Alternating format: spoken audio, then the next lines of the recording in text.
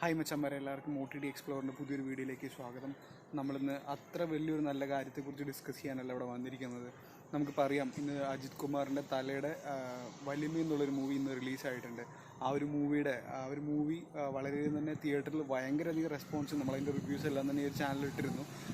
നല്ല റെസ്പോൺസും കാര്യങ്ങളെല്ലാം തന്നെയുള്ളൊരു മൂവിയാണ്. ഈ ഒരു മൂവി ഇപ്പോൾ തമിഴ് റോക്കേഴ്സിൽ ഇപ്പോൾ ഈ ഒരു അവൈലബിൾ ആയിരിക്കുകയാണ് ഈ ഒരു മൂവി. തീർച്ചയായിട്ടും ഇത് വളരെയധികം തന്നെ ഒരു സിനിമാ ലോകത്തോട് അല്ലെങ്കിൽ സിനിമാ പ്രവർത്തകരോട് കാണിക്കുന്ന ഒരു കൊലയായിട്ട് തന്നെയാണ് എനിക്ക് കാണാൻ സാധിക്കുന്നത്. കാരണം ഇപ്പം തന്നെ ഏകദേശം ഒരു 32,000 പേര് ആ ഒരു മൂവി ഡൗൺലോഡ് ചെയ്ത് കഴിഞ്ഞിട്ടുണ്ടായിരുന്നു. ഞാൻ ലാസ്റ്റ് ചെക്ക് ചെയ്യുമ്പോൾ എന്തിനാണ് ഇങ്ങനെ അപ്ലോഡ് ചെയ്യുന്നത്? എന്ത് സുഖമാണ് നിങ്ങൾക്ക് ഇതിൽ അപ്ലോഡ് ചെയ്തുകൊണ്ട് ലഭിക്കുന്നത്?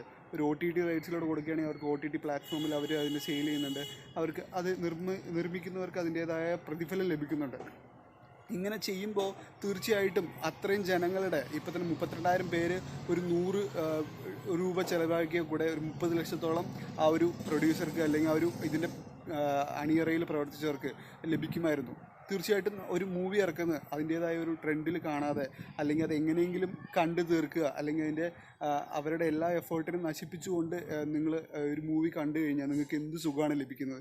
അല്ലെങ്കിൽ ഇത് അപ്ലോഡ് ചെയ്യുന്നവർക്ക് എന്ത് സുഖമാണ് ലഭിക്കുന്നത്? എനിക്ക് ചോദിക്കാനുള്ള ഇവിടുത്തെ IT സെക്ഷനോടും അല്ലെങ്കിൽ ഇവിടുത്തെ ഗവൺമെൻറ്റിനോടാണ്. നമ്മൾ ടിക്ടോക്ക് അങ്ങനെയുള്ള ചൈനീസ് ആപ്പുകൾ നിരോധിച്ചതുപോലെ നമുക്ക് എന്തുകൊണ്ട് ഈ ഒരു തമിഴ് റോക്കേഴ്സിനെ നമുക്ക് നിയന്ത്രിക്കാൻ സാധിക്കുന്നില്ല? ചെയ്യേണ്ട ഒരു കാര്യം തന്നെയാണ്. കാരണം ഞാൻ മുന്നേ പറഞ്ഞതുപോലെ എന്ത് സുഖമാണ് ഇത് അപ്ലോഡ് ചെയ്യുമ്പോൾ ലഭിക്കുന്നത്? അല്ലെങ്കിൽ ഇതൊരു പൈറസി, ഇത്തരത്തിലുള്ള പൈറസി കൊണ്ട് എന്ത് സുഖമാണ് ഇത് കാണുന്നവർക്ക് ലഭിക്കുന്നത്? ഇത് കാണാൻ വേണ്ടി 30,000 പേര്, അവരെയാണ് നമുക്ക് ഇതിൽ ഏറ്റവും കൂടുതൽ ചർച്ച ചെയ്യേണ്ടത്.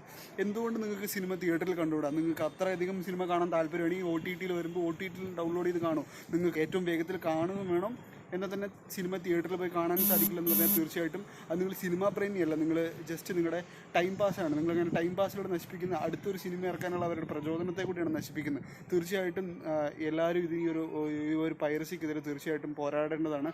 എന്തുകൊണ്ടെന്ന് എനിക്കറിയില്ല, ഇന്ത്യൻ ഗവൺമെൻറ്റിനോ അല്ലെങ്കിൽ തമിഴ്നാട് ഗവൺമെൻറ്റിനോ ഇതിന് ഇത്ര സ്ട്രോങ് ആയിട്ട് നിയന്ത്രിക്കാൻ സാധിക്കുന്നില്ല. തീർച്ചയായിട്ടും എന്തെങ്കിലും അതിൻ്റെ പ്രത്യേക സാഹചര്യങ്ങൾ കാണും. തീർച്ചയായിട്ടും എന്തായാലും അറിയാം, ഇതിന് എൻ്റർടൈൻമെൻറ്റ് കാര്യങ്ങളോ അല്ലെങ്കിൽ ഫിലിം കാര്യങ്ങളോ വളരെയധികം സപ്പോർട്ട് ചെയ്യുന്ന ഒരു ഗവൺമെൻറ്റാണ് നമ്മുടേത്.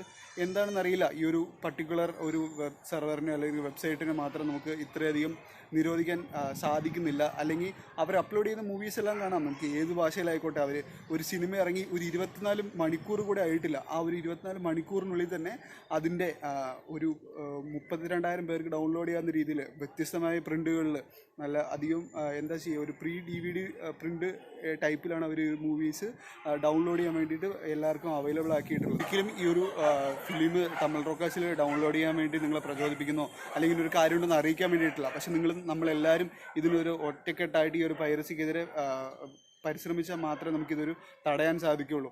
നമുക്ക് തീർച്ചയായിട്ടും നിങ്ങൾ ഈ പൈറസി കാണുന്നത് ഒഴിവാക്കുക. നിങ്ങൾ തീർച്ചയായിട്ടും OTT പ്ലാറ്റ്ഫോമിലോ അല്ലെങ്കിൽ തിയേറ്ററിലോ പോയി കാണുക. തീർച്ചയായിട്ടും നല്ല പടങ്ങൾ നല്ല രീതിയിൽ നമ്മൾ കണ്ടാലേ അതിൻ്റെ ബാക്ക്ഗ്രൗണ്ടിൽ വർക്ക് ചെയ്യുന്നവർക്ക് അതിൻ്റേതായിട്ടുള്ള എഫേർട്സിനുള്ള ഏർണിങ്സ് ലഭിക്കുകയുള്ളൂ. എന്നാലേ നമുക്ക് ഇത്തരത്തിലുള്ള പുതിയ പടങ്ങൾ ഇനിയും അവൈലബിൾ ആവുള്ളൂ. തീർച്ചയായിട്ടും നിങ്ങൾ ഈ ഒരു മൂവി തിയേറ്ററിൽ കാണണം.